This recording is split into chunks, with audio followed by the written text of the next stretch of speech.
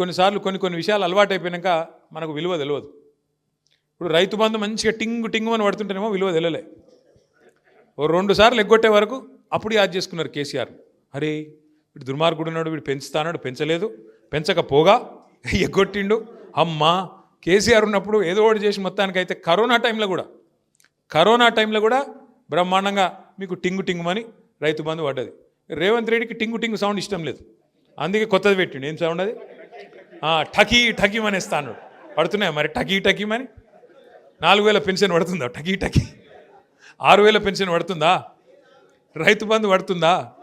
రుణమాఫీ జరిగిందా? ఇప్పుడు జరగలేదు. నాకు తులం బంగారం ఒకటి కాదు, ఇక 420 హామీలు ఉన్నాయి. ఎన్ని చెప్పాలి?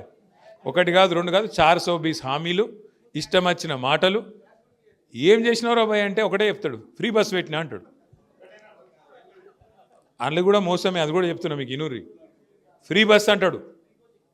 ఫ్రీ బస్ అంటే మహిళలకు ఫ్రీ అట, భర్తకు డబల్ అట. అది ఫ్రీ ఎట్లయితుంది అని అక్కడ కాదు, పిచ్చోళ్ళని చేసుడు తప్ప మనకు. పిల్లలకేమో మళ్ళీ బస్ పాస్ పెంచిండు, మగవాళ్ళకు డబుల్ టికెట్, నీకు మహిళలకు ఫ్రీ. ఇక ఫ్రీ ఎట్లయితుంది నువ్వు చెప్పు, నాకు తెలియక అడుగుతా.